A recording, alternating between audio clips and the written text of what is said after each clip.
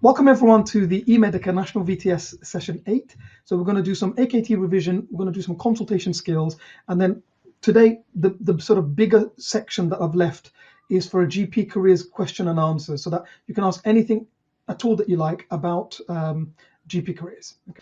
So let's make a start. We're going to start with covering 3 AKT questions. We'll do 1 clinical, 1 stats, 1 admin. Then we're going to look at some specific consultation skills that you might use. I know some of you are still in hospital, a lot of you are in GP, but in any context, this skill could be relevant in some consultations. And then, as I said, the main section today is going to be a GP careers Q&A. All right, so let's start with some AKT. I'll show you a question. I'll give you 55 seconds to think about it, and then I'll launch a poll. If you don't see a poll, you can just write down the answer at home. Here we go. First question coming up now.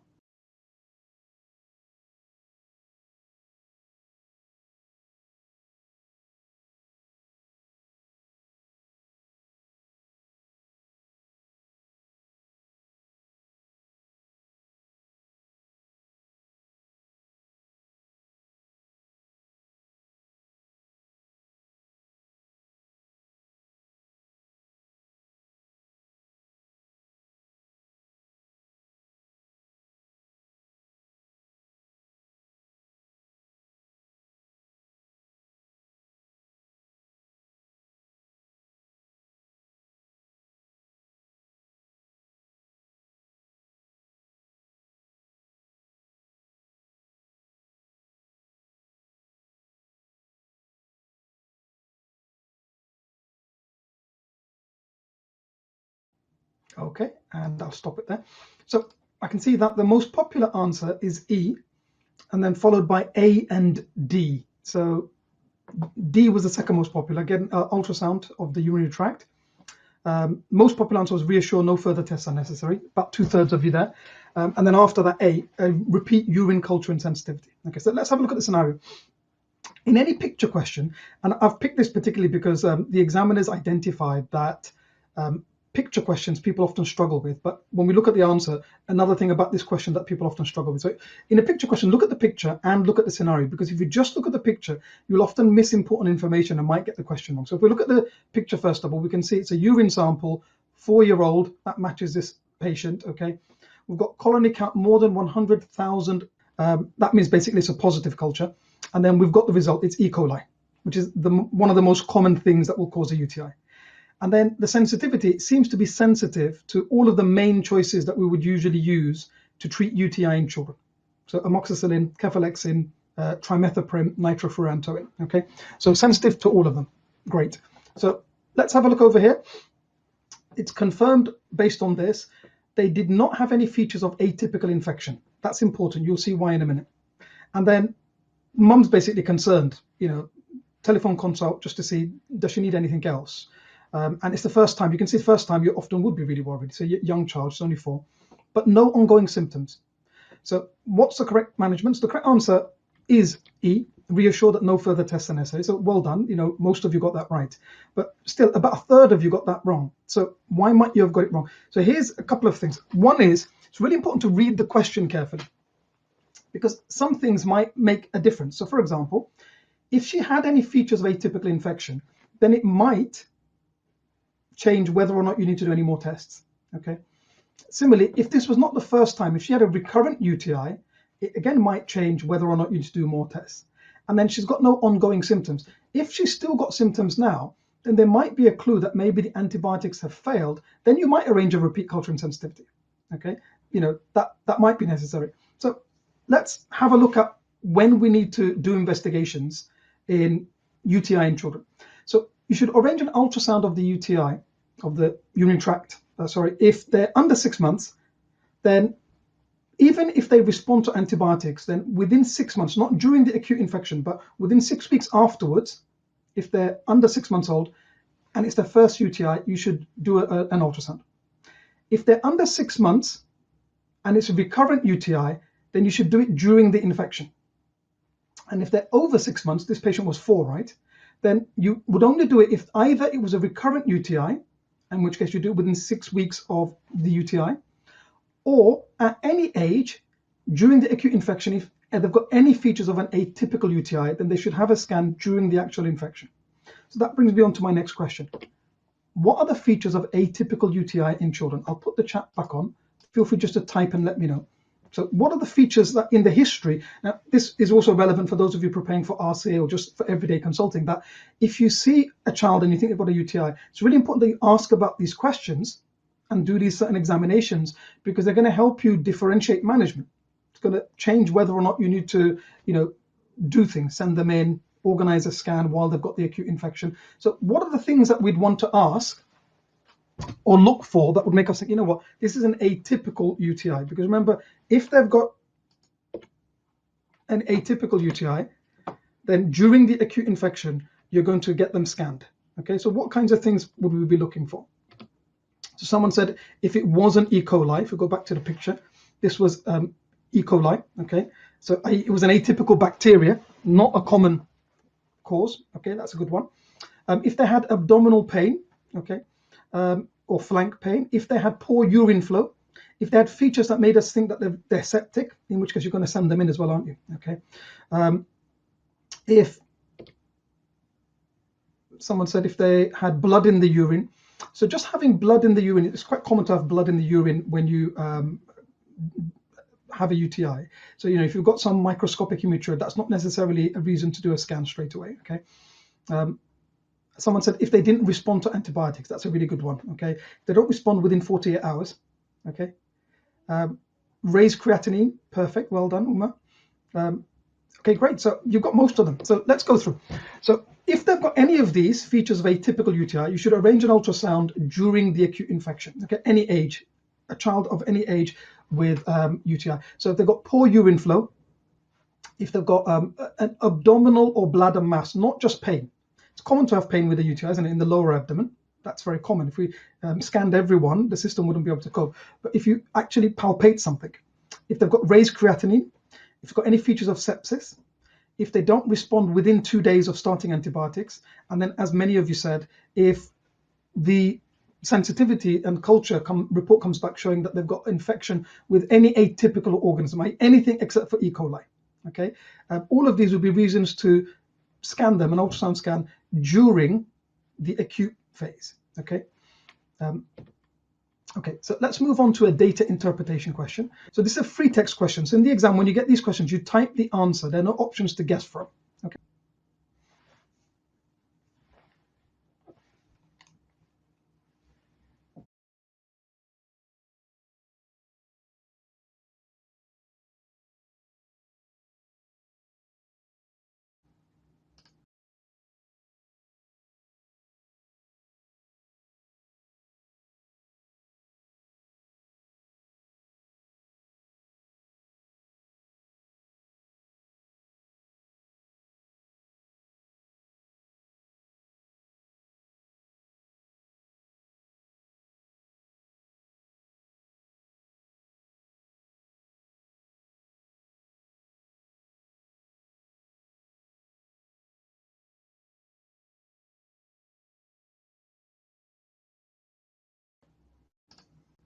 Okay, so feel free to type your answers into the chat now, okay?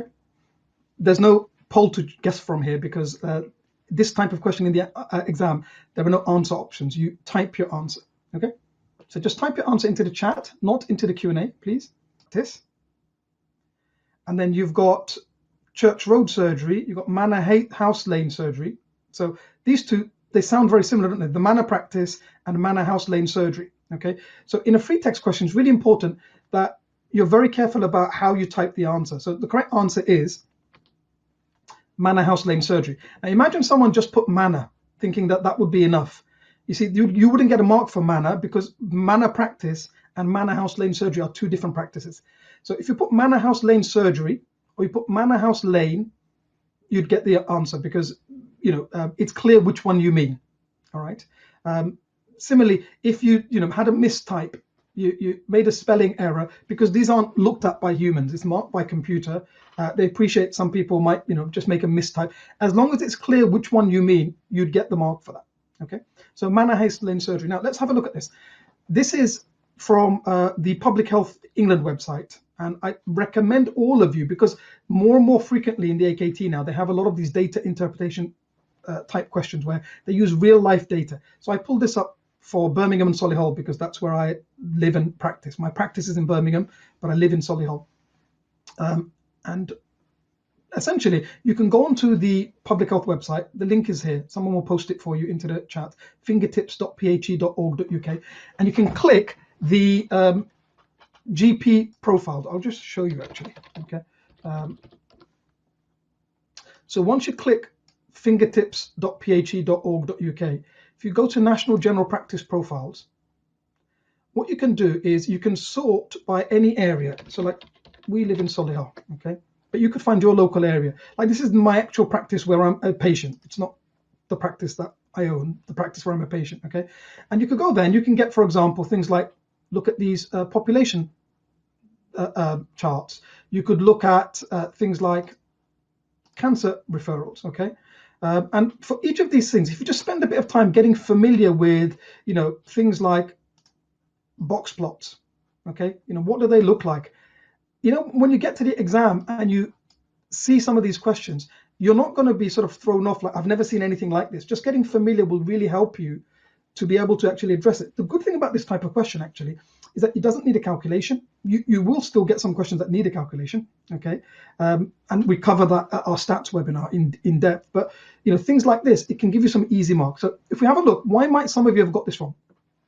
The reason some people will have got this wrong is either misreading the question or misunderstanding what they're asking for. So look, the question asked for the worst crude prescribing rate, okay? So the crude rate means we don't adjust for age or illness. So for example, you can see if we look at antibiotic items per 1,000 registered patients, a crude rate is just how many prescriptions per 1,000 patients are you giving for any antibiotic and for any patient. It doesn't separate because you could look at, for example, adjusting by, if you've got a practice where they've got a lot more older patients, they're more likely to have more of those, for example, with, complex illnesses that might be a good reason. Like if you've got more patients with diabetes, they're more susceptible to infection. If you're a specialist practice, that may be, you've got a lot of patients who are homeless registered at your practice.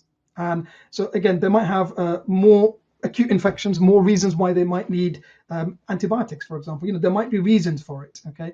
If you look after a lot of nursing homes, you might have a lot more patients who are palliative, but then because they're on medication and because their immune systems are weakened, they might get acute infections, okay? So first thing is to understand that we're looking for the rate, and that's this figure, the value, not the count, because some people will have looked at the count and we've sorted by count, okay? So that's why some of you might have, for example, picked Midlands Medical Practice or Solihull Health Care Partnership because you were looking at the highest number. Some of you might have looked for the lowest number here. So we're not looking at this one at all. This is the actual number of prescriptions, but the rate is the rate per 1,000. Some of these are big practices. Solihull Health Partnership, they've got tens of thousands of patients. It's a big partnership with multiple sites, okay? Midlands Medical Partnership, massive. Got about 30, 40 practices combined together to form that partnership. Well, for example, like my practice, only 2 partners. We're a very small practice. If we had 100 prescriptions, okay, this is in one quarter, in one 3-month period, 2020 Q3, the latest data that we have available, okay? Because we're a small practice, if we had 100, our rate per 1,000 would be quite high, okay? And so the next thing is to read carefully. The question said the worst rate. Can you see? The worst rate is the highest rate, okay? If you're prescribing lots and lots of antibiotics, we want less antibiotics to be prescribed, okay? So as a crude measure, of course, you might be prescribing antibiotics with good reason, and that's why you'd need to adjust. But the crude rate just gives you that generally, we want to reduce antibiotic prescribing. So we say that a worst rate is the one that's highest. So the highest rate, so what we're looking for is the highest rate. Now, if you look at it visually, these two look very similar, don't they? Manor House Lane and Church Road, they look very similar, but you can see they're the ones that are highest. We don't want low ones. Now you have to look at the actual value, 122.4 per 1,000, 123.8 per 1,000. So Manor House Lane Surgery has the highest, and that's why it's the worst rate. Everyone see that? Now, someone might have not understood that the worst rate is the highest and looked for the lowest, okay? Things like mortality a higher rate is worse. All right. Things like patient satisfaction, the higher the satisfaction score, the better it is. The lower satisfaction would be the worst, wouldn't it? That's something else you can also look up in public health profiles is, patient satisfaction, things like that. Okay, so that's some data interpretation. So let's move on to an admin question. Here we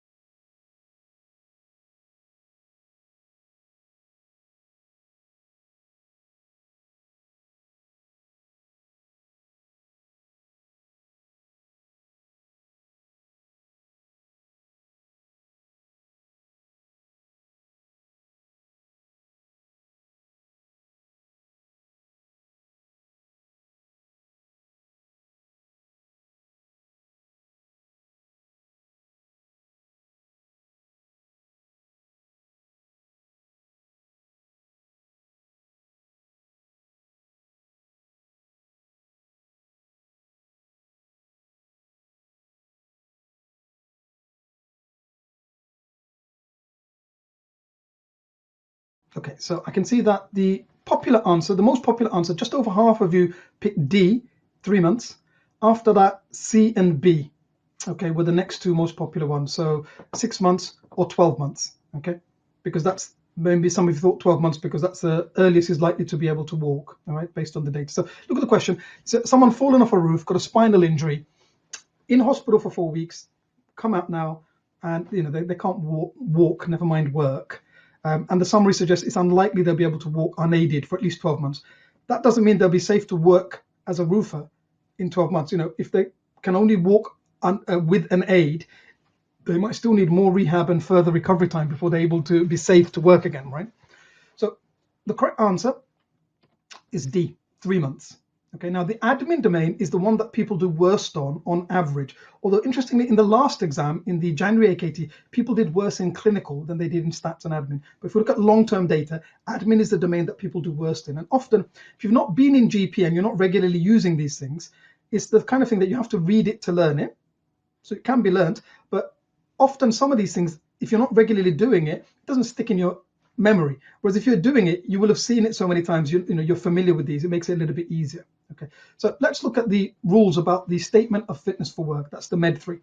So replaced, like when I was a trainee, we used to have a Med 3, which was for sickness from today onwards. You couldn't backdate. If you wanted to backdate, we had a green form, which was called the Med 5. That's gone now. The new Med 3, the one that you're using now, that we're all using now, has replaced the old Med 3 and the old Med 5. And so it combines the roles of both. You can backdate it and you can use it for sickness from today onwards.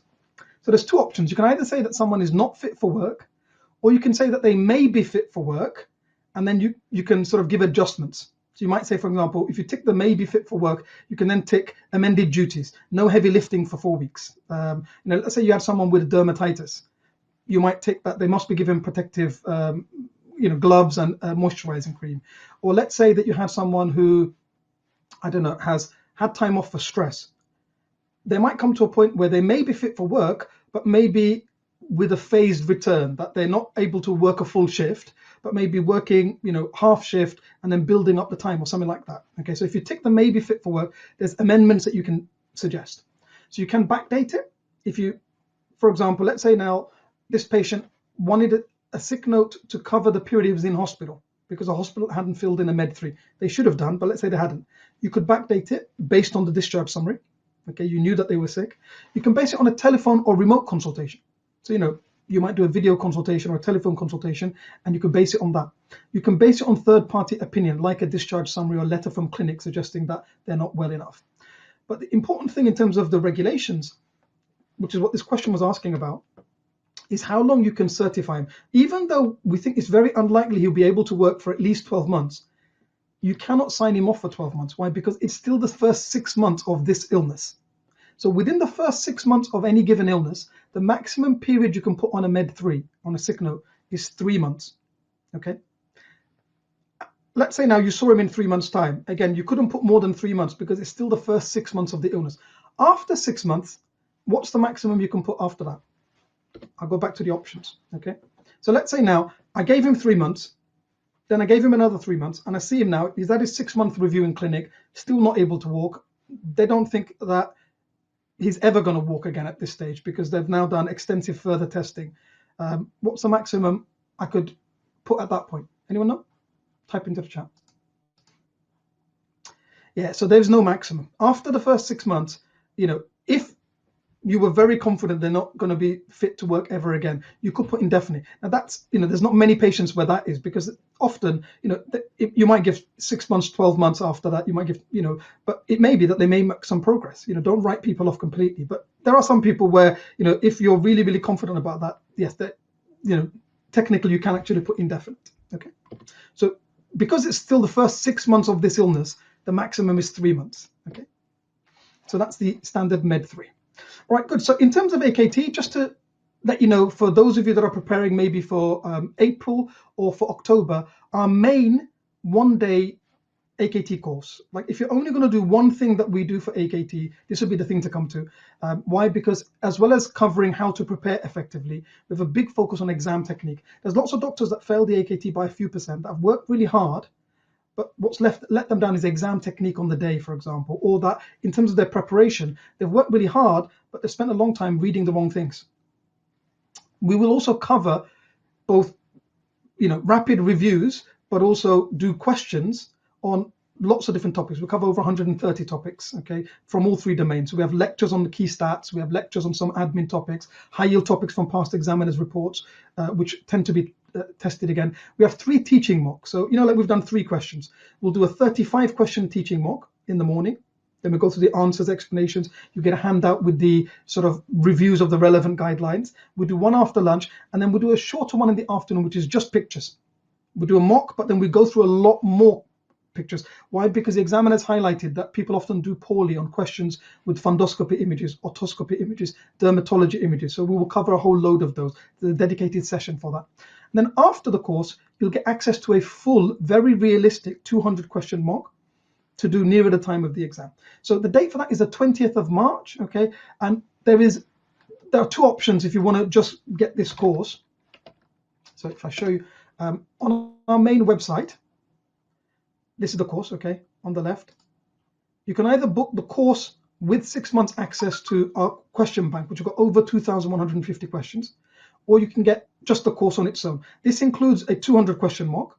This includes 2,150 questions, that 200 question mock, and another full mock, and lots of mini mocks too, okay? And then we've got lots of other things, ranging anywhere from a half-day masterclass all the way to our structured program, the AKT Pass Guarantee program, which is 220 hours, 2 full-day courses, 9 webinars, over 4,000 questions in total, case cards, daily reading, a structured revision plan tailored to your needs, and everything in between. You can find everything that we offer for AKT from our main homepage. If you look at AKT, so we've got, this is Pass Plus, the 110-hour bundle. This is 220 hours.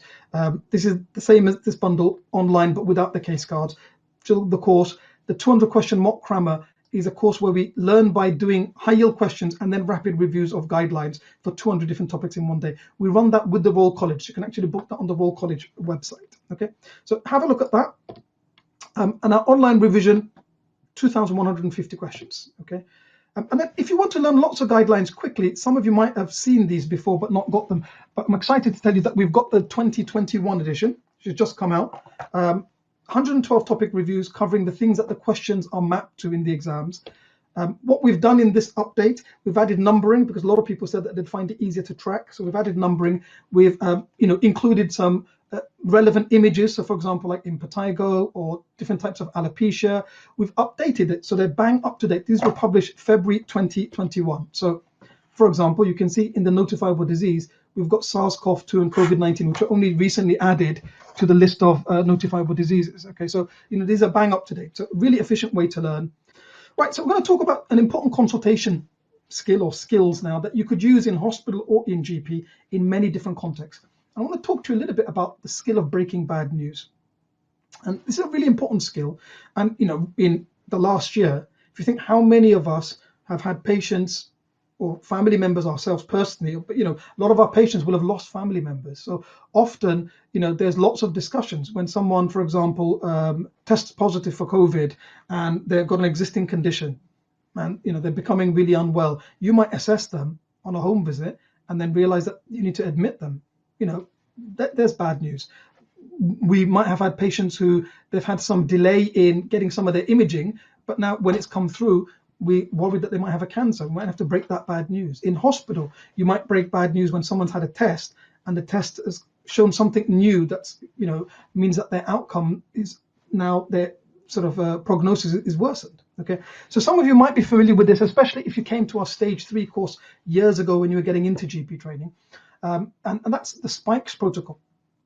So SPIKES is a systematic approach to the skill of breaking bad news that was developed by Professor Buckman and colleagues. Okay, he's a professor of oncology in Canada. Although he trained there, he's a Cambridge graduate. Okay, it's used all over the world in sort of any specialty where we might need to break bad news, in hospital, in GP, but a lot in specialties like oncology and palliative care. And before I was a GP, that's what I did. I worked in palliative medicine for a long time. I was a medical officer at Birmingham St. Mary's Hospice. So it's just a structured approach to the skill of breaking bad news. So I'll just go through each letter and just give you an example of the kinds of things. And I'll ask you to think about maybe phrases that you might use at each of these sort of points. So S is for setting up the interview. So, if you've got a patient coming in and you know that you might have to break bad news, you can sort of prepare for it a little bit. Make sure you're familiar with all of their notes, that you know all of the details. You don't want to be asking them a question that is already in the notes, because it might seem insensitive. It might seem like you've not really taken an interest and haven't really sort of paid attention. Okay, that might upset them even before you actually have to break the bad news. Do you see what I mean? Okay. So S is for setting up the interview. So you're sort of making sure that you're not going to be disturbed. Like, I will often put a call through to reception and say, look, for the next patient, let's say now I'm trying to admit another patient, and I might have, told reception, look, you stay on with switchboard, put the call through. I might say, look, don't put any calls through, no matter what, during these next 15 minutes. Okay. So I'm not going to be disturbed. Similarly, if you're in a hospital, hand someone your pager. If you know you're going to break bad news, you don't want your pager to be going off in the middle of that, because it's going to interrupt your flow. If you then have to leave to sort of answer the page, ask someone to hold it. You can return the favor another time. Okay.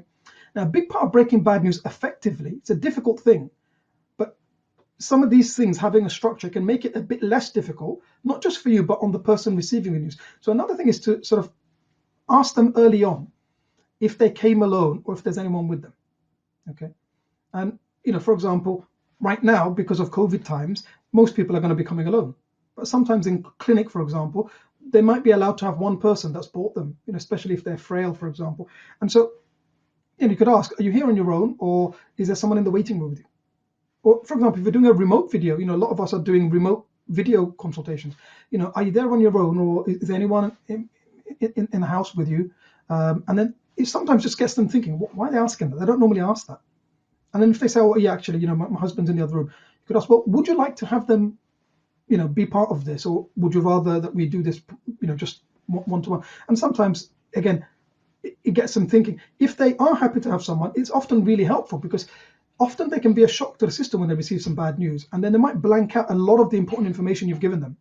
If they had someone there, one, to be able to support them, but two, to be able to maybe remind them and answer some of their questions, because they might not be able to get another appointment with you straight away. Okay. So, asking something like that early on, it can work as a nice early warning, but also it can be useful if they do have someone or want someone. Okay.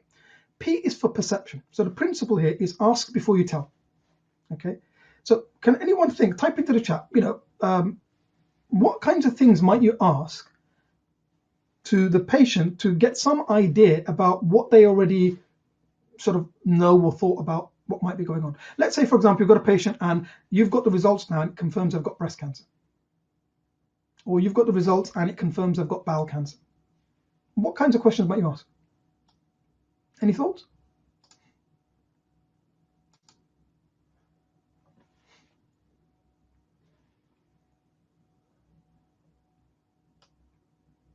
So someone's asked, what do you know so far? Or how much information do you like to know? That comes a bit later, okay? So that's not the perception part. So perception, yeah, some good suggestions there. What do you know so far, or what were you told already? Like, what did your GP tell you when they ordered this test? Let's say you're in hospital and you're breaking some news in clinic, or often if I've not seen them and my colleague's seen them, I might say, what did my colleague discuss with you when they ordered this test? Okay, what did you think might be going on when you first noticed that lump? Did you have any thoughts when you noticed that blood? Let's say you've got someone with bowel cancer and they presented because they noticed some blood in their stool. What do you think might be going on when you noticed that blood? Or did you have any thoughts when you noticed that lump? Can you see things like that? And they might say to you know what, my mom had breast cancer, so when I saw that lump, that's the first thing went through my mind. See, you knowing that they've already thought of cancer, you're still going to give some warnings, but you see, they're already there. You're only going here. You might not need to build up as much. Whereas if someone said, oh, you know what, I just thought that it was probably, I'd bumped myself in the gym, and I thought maybe it was just something to do with that. They've got no clue it could be cancer. You're going to have to build up a bit more. Similarly, someone that has got bowel cancer, and they said, oh, you know what, I thought it might be cancer. You're here. Someone that said, I just thought it's my hemorrhoids flaring up. They're down here.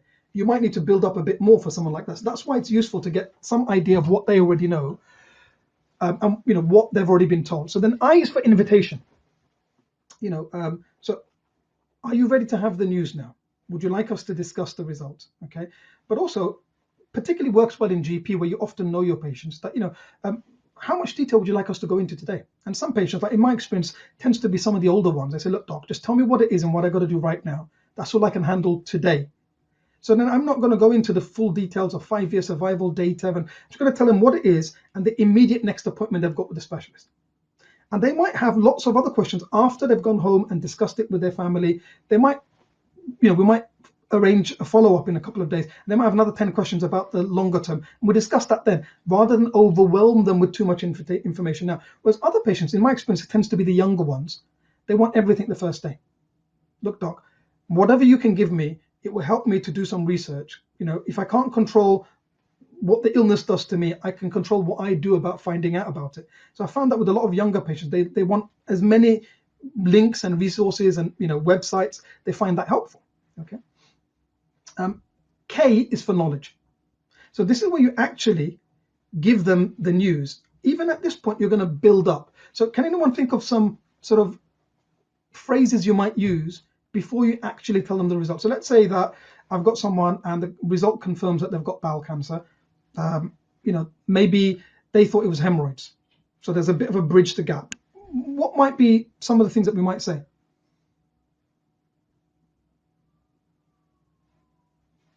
Before you actually tell them the news, anyone think of some phrases you might use to sort of build up to cancer from someone who thought it might be hemorrhoids? Okay, so someone said that, I'm sorry to tell you that, or I'm afraid it's not good news. Okay, any other thoughts? So the key thing is that you want to, even though you've given some warnings earlier, is that you want to give some more warnings here. Okay, so some examples of what I might do. Let's say I might tailor it to the patient. If I had a patient who's got bowel cancer and they said to themselves, they said to me when I asked them what did they think, they said, oh, my age, bleeding from the back passage, I'm really worried it might be cancer. Then I'm not probably not going to build up too much, but I'm still going to give a warning. I'm afraid I've got some really bad news. I'm so sorry, but these results have confirmed exactly what you were worried it was. Unfortunately, your results confirm you've got bowel cancer. You can see it's sensitive, but it's very clear. I don't need to build up too much. Whereas, you can see, if I went straight to cancer for someone who thought it was hemorrhoids, it might be a bit too much of a shock. So for that patient, I might use language. I might slow down my pace, give some pauses, soften my tone, and use words to build up. I'm afraid I've got some bad news. You mentioned that you thought your hemorrhoids might be causing this bleeding, and hemorrhoids can cause bleeding. But sometimes bleeding can be a clue that there's something more serious going on. And unfortunately, what's causing your bleeding is something a lot more serious. The results show you've actually got a type of growth, a tumor. I'm really sorry, Mrs. Smith. these results confirm that what's causing your bleeding is cancer of the bowel. You can see by speaking softly, they really listen. I had some pauses in between. I've built up with language, bad news, serious, growth, tumor, cancer. You're climbing up the stairs to go from here to here. You're not jumping. Do you see? It helps them to absorb. Okay. E is for empathy and emotions. Recognize and acknowledge their emotions. Give them time to express them. And you can show empathy. You know, I can see this is a huge, say what you see. I can see this is a huge shock to you. And no wonder you said that you thought it was just hemorrhoids. You clearly weren't expecting something serious like this. If you need to take a few moments, we can pause here and just give them some time. Sometimes people might get angry. I can see that you're really angry by hearing this. If you need to take a few moments, we can do that. Some patients get upset. I can see you're really upset. I can see you're saying what you see. What you don't want to do is say something insensitive. Don't tell a patient who you've just told has got something like cancer, I completely understand. How could you understand what it's like? Even if you had the same cancer as them, everyone's got their own life circumstances, their own situations. You can't understand what it's like for someone else to be in their shoes. So saying something like that, you might think you're being empathetic, but it's actually really insensitive to say, I completely understand, or I understand what you must be feeling. Whereas I can say what I see. I can see you're really upset by hearing this. If you need to take a few moments and give them time, don't rush them. Then S is strategy and summary. Often patients, as I mentioned, they blank out the middle. So it can be really helpful if you give them a very clear recap, because they'll remember the last few things you say, but also give them a clear plan for the future and show them that you're there. So just to summarize, unfortunately, your results did confirm a cancer of the bowel. Next steps are, the surgeons are going to meet you in a week. This is the appointment time. Okay. Now, if you've got any questions you want to ask today, no? Well, the mind sometimes goes blank. You might find when you get home and talk to your family that questions pop up. Please write them down so you don't forget. You'll be, perhaps it'd be useful if we have a telephone consult or a video consult tomorrow or the day after, just to go through any other questions you've got. Would you find that helpful, so that they can still be involved? And then you've got a plan for you to take care of them. You show that you're going to take care of them, but also a plan to take care of the actual cancer, which is usually going to happen in secondary care. Do you see? Okay, so that's a spikes protocol. So just to recap, S is for setting up the interview. Make sure that you've got an appropriate environment. You're not going to be disturbed. Give someone your pager. Make sure no calls are going to be come through. No one's going to come knocking on your door. Like, I really love when I'm in clinic and someone brings me coffee. Makes my day. If I'm in the middle of a busy clinic and like the nursing team or someone else brings me a coffee, I love it.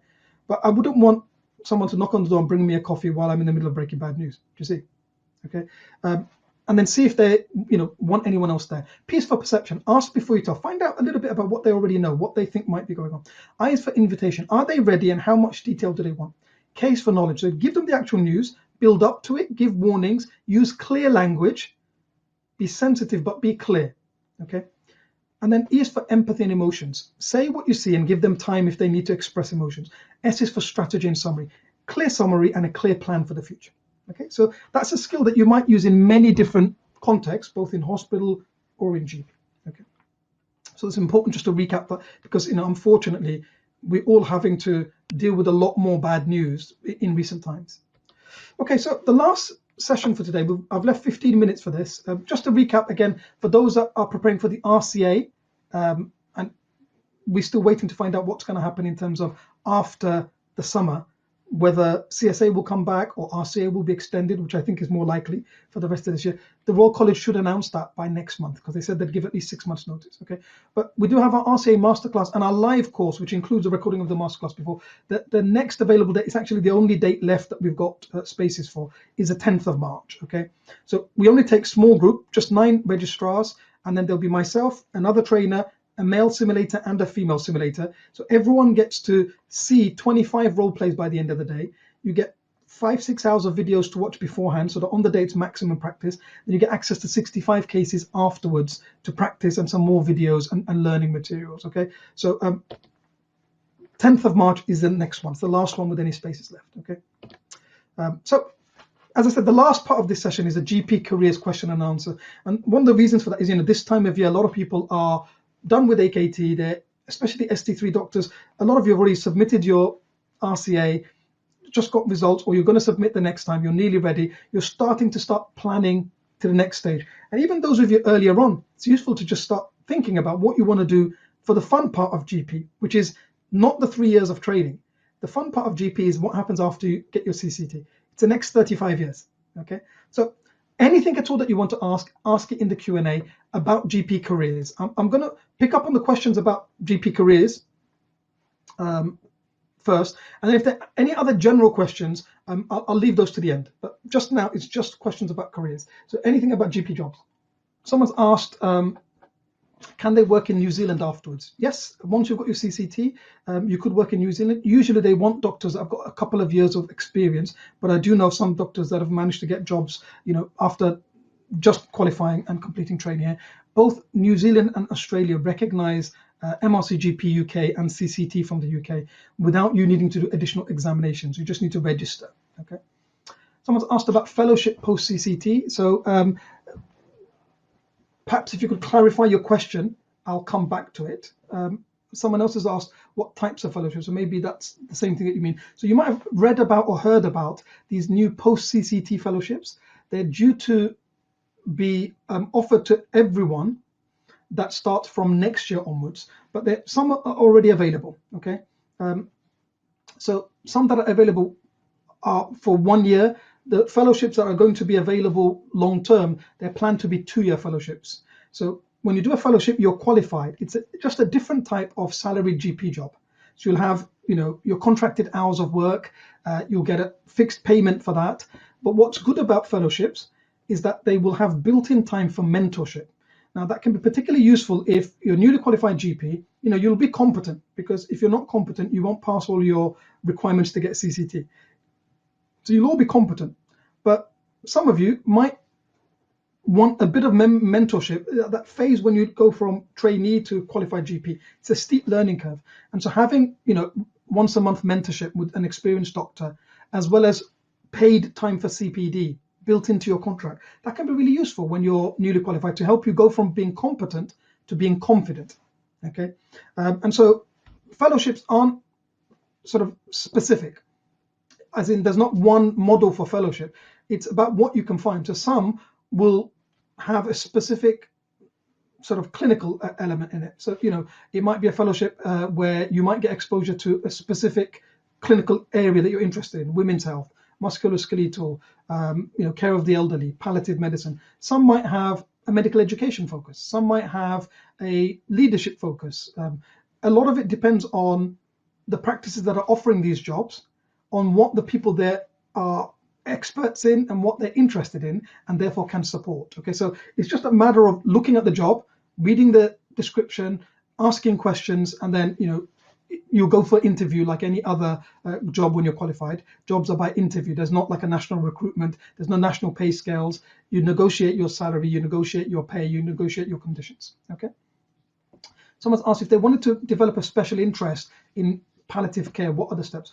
Let me broaden that out, because rather than answer specifically for 20 different, if you want to develop a special interest in anything, what you want to do is you're going to have to get some level of higher qualification. So that might be a postgraduate degree, like a master's or a diploma. But on top of that, what you're going to need is additional training, such that someone at consultant level is happy to say that you're able to practice independently, because a GP with specialist interest is practicing without supervision. It's different to say a hospital doctor working, at like registrar level, where you've got supervision. Okay, so you've got to be able to practice independently. That's the key. So that can be the difficult bit. And so often to get that, additional experience might take several years. So the first step is really to look at, if you're interested in something, look at what kind of higher qualifications are out there. Can I enroll in a postgraduate diploma, degree, after you finish your training? And then even during training, you could try to use some of your half days, your self-directed learning time when you're in GP rotations, to go and get exposed to clinics, go and talk to people, go and sit in clinic with someone who's doing that already, or in that context. Like in palliative care, you might go and spend some time in a hospice and just talk to the people there. In some cases, some people, like for specifically palliative care, for example, there's lots of GPs that they do that alongside. Like when I worked in palliative care, one of the doctors that was on the on-call rota with me, so I'd sometimes see some of their notes, or they were leaving and I'd be starting. Was it a local GP? And they were doing that for years. So get exposure, talk to people that are already doing that, okay, and then start doing a bit of research into additional qualifications that you can get in that field. Okay. Someone's asked about public health and scope. Again, if you could clarify your question, I don't know what you mean by that. Okay, I'll come back to it if you clarify your question. Someone's asked, how easy is it to get a GP job if you need a tier 2 sponsorship? It's not as easy as if you don't need it, but it's relatively easy. So the deaneries are aware, the Royal College is aware, Health Education England, Wales, Northern Ireland, Scotland are aware that there's lots of international graduates that might not have got enough experience to get ILR and might need sponsorship. The only thing that you need to be aware of is that, one, it can add delays because it can take several weeks to go through the process of someone who's not already a tier 2 sponsor to become accredited as a sponsor. And there's additional paperwork and things like that. So there can be a slight delay. And then the other thing is that you might need to have some flexibility to move to a different area where there is a practice, because if a practice can hire someone and not need to go through having to get additional paperwork and not have to wait 6 to 8 weeks, and they could get someone starting quite soon, and that's what they want, it's easier for them. So you might need to have some flexibility. Okay, so but there's lots of jobs, there's a shortage of GPs. So as long as you've got some flexibility and you're willing to maybe be willing to consider practices outside the immediate area you're living in, then there's jobs available. Okay. Someone's asked, what are the options for a GP with specialist interest in pediatrics? So a GP with specialist interest in anything, what are the sort of options are going to really depend on your locality and what the needs are. Okay, and we cover all of this in detail actually at our CCT course. So we've actually got a date for that now. So our next CCT course, which is about everything that you're going to do for the next 30 years. Okay, it's here on the homepage. So CCT Plus, it's going to be on the 12th of June. Essentially, we're going to cover all of the skills that you need for the next 30 years. So how do you find the right job? How do you write a great CV that's going to get you shortlisted?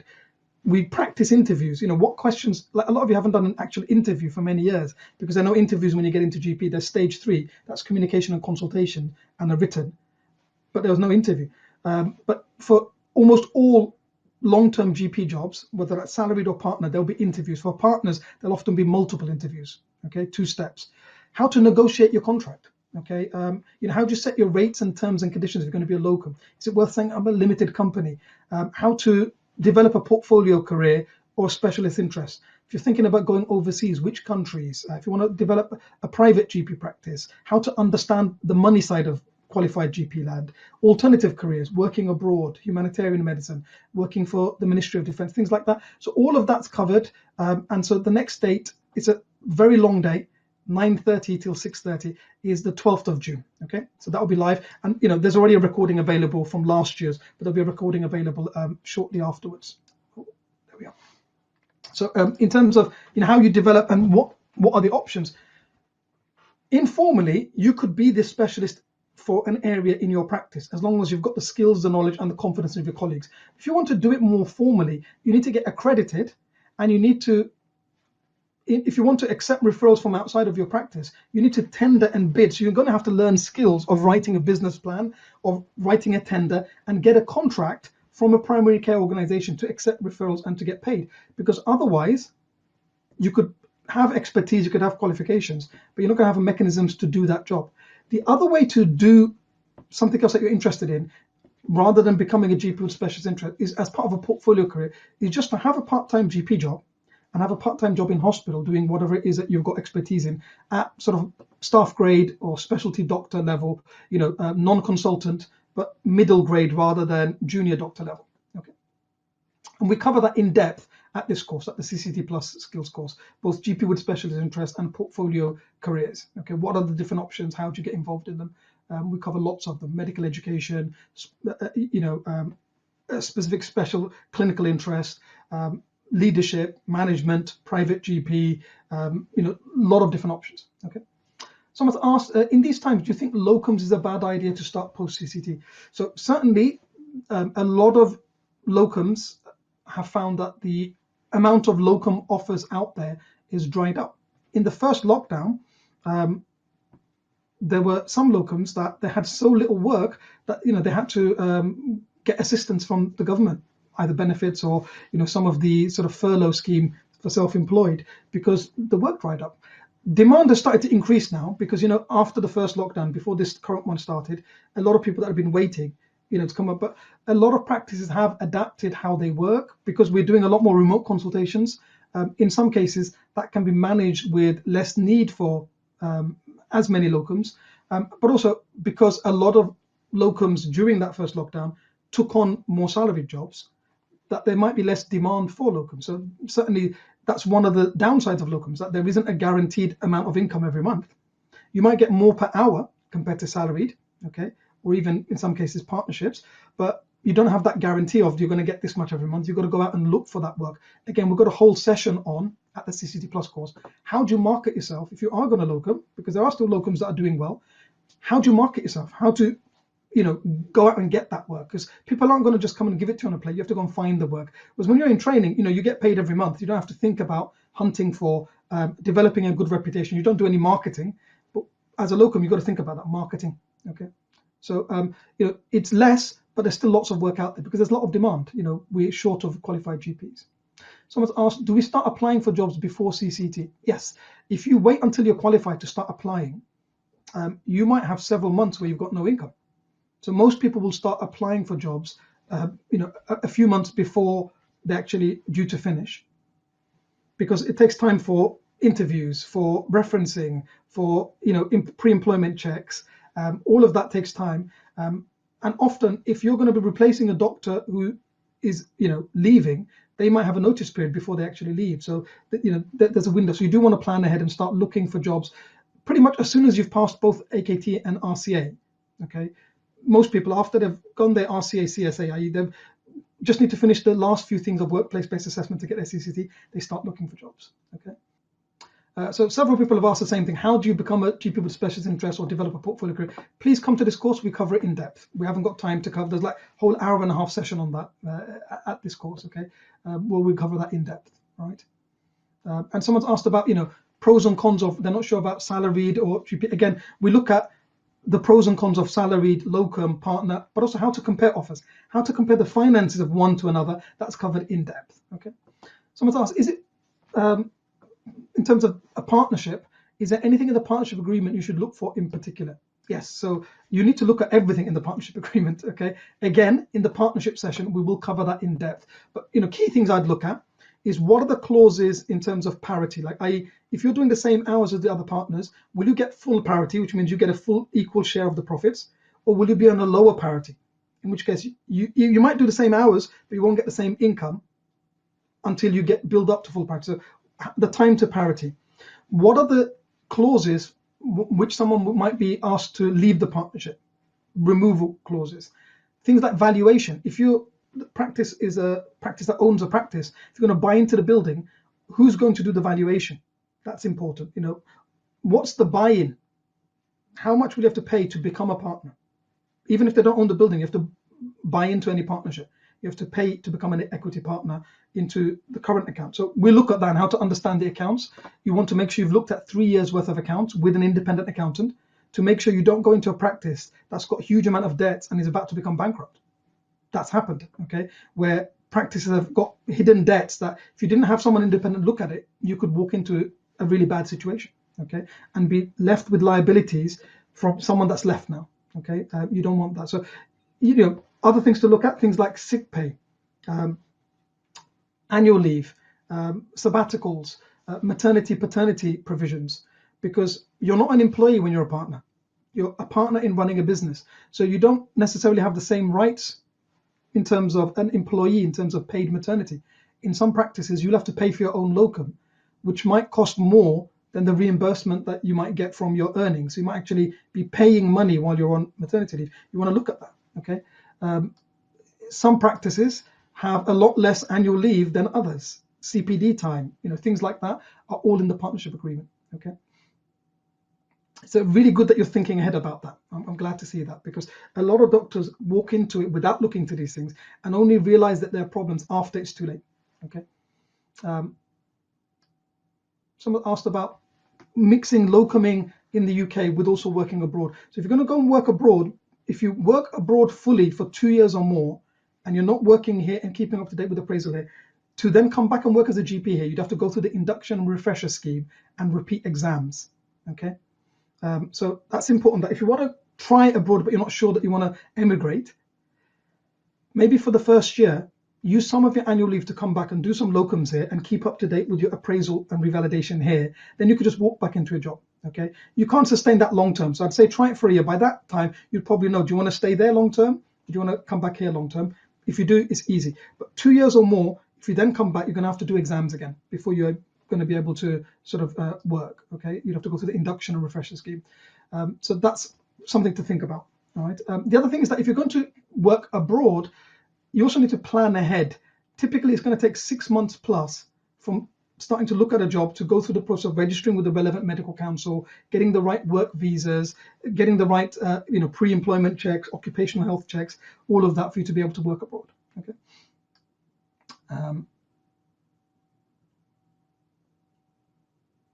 Someone's asked that they like teaching. What are the opportunities? So you could teach medical students in your practice. You could become a tutor at the local university. When you've got a bit more experience, usually at least 2 years, in some cases more, after qualifying, you could become a GP trainer. You could become a program director, be involved in the half-day teaching and things like that. So there's lots of different opportunities. Okay. So again, various people have asked about developing a special interest or having another job, maybe in a hospital or in a psych unit on hospice alongside a GP job. So we call that a portfolio career, where you've got multiple roles. That's very possible. The details of that we cover in depth at the CCT Plus course. So please attend that nearer the time if you're early on, if you want to get a sort of much longer detail about that. Okay. Someone's asked, is elderly medicine relevant in GP? Of course it is. We're all going to see patients of various ages, and increasingly we've got more and more older patients.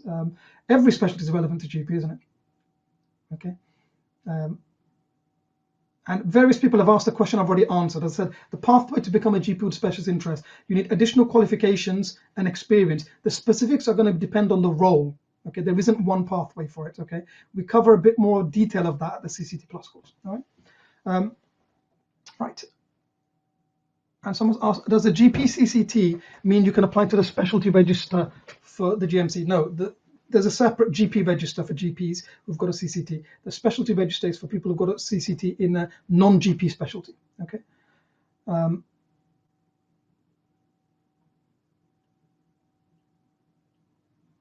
Someone's asked, if someone's had extensive experience in a different specialty, like obstetrics and gynecology at a senior registrar level, and they want to work as a GP with specialist interest in women's health, what things might be useful? So things like the diploma of the Faculty of Sexual and Reproductive Health, the DFSIH, would be useful. But if you've already got MRCOG, you don't necessarily need that.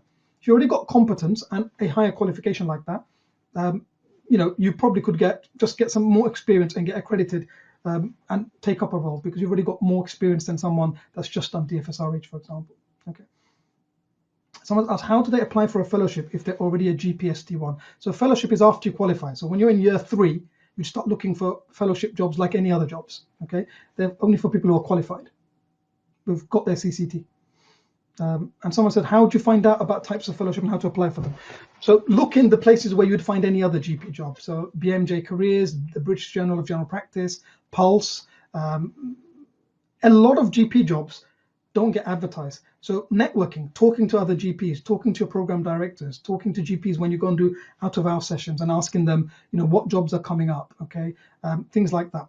A few people have asked about how to enroll in a fellowship. It's just a different type of salary job. So like any other job, you look for it, you research it, you apply for it, you have an interview. If you do well, you get offered a job. Someone's asked, when's the best time to start looking for a job if your CCT is August? I'd start at least, like as soon as you're basically met the requirements, you've done your AKT and your RCA or CSA, you could start looking for jobs. Very few people are going to offer you a job if you haven't passed your RCA yet, because they want to wait and see that you've got that before they commit to giving you a job. and you're happy, everything's up to date. So usually 2 or 3 months before you finish, you want to start looking for jobs. Great. So a few of the other questions are, very specific to that individual. Feel free to email me, or a lot of them will be answered if you just attend our CCT Plus course, because that's what the whole course, a full long day, it will set you up with the skills and the knowledge to thrive as a qualified GP. We'll cover a lot of these things in huge depth because we have more time. We have an hour and a half just for the session on how to succeed as a locum. We have an hour just to cover portfolio careers, different options, and GP with specialist interests. You see, whereas today we've had 15 minutes to answer lots of these questions. Okay, so thanks very much. I hope that's been helpful. Just a reminder before we go, if you're not already a member of the GP Training Support Facebook group, please do join. It's the biggest group on Facebook for GP training. There's over 22,600 doctors on there now. Do subscribe to our YouTube channel to get the video when it comes up, and also you can access the videos of past lockdown learning and national VTS and various other things. It's over 25 hours now of I think of CPD on there. Okay. Thanks very much, and I hope to see you next month. Okay, thank you very much. Have a great evening.